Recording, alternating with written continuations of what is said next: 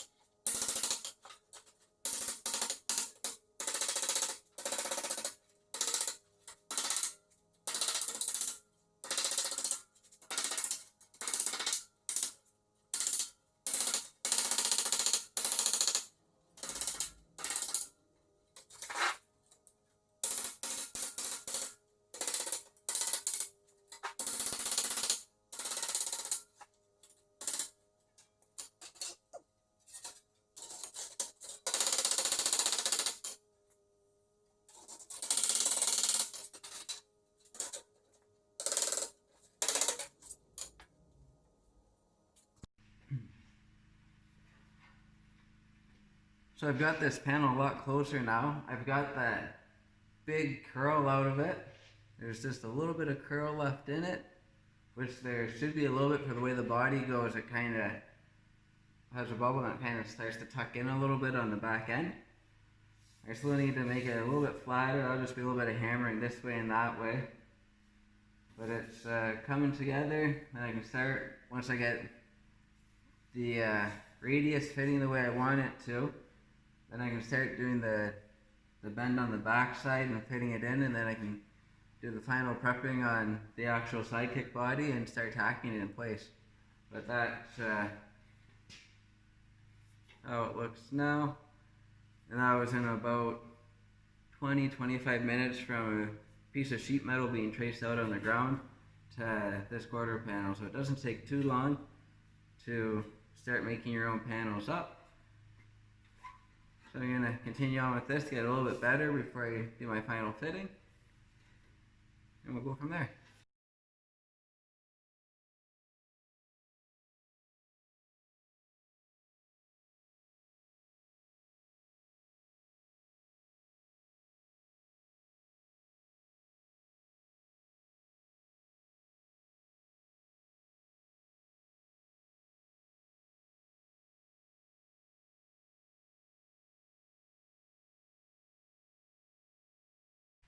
Thanks for watching. I hope you found that video helpful as well as interesting. Don't forget to subscribe and click the notification button. And don't forget to check me out on Instagram at Clargo Garage. Have a great night.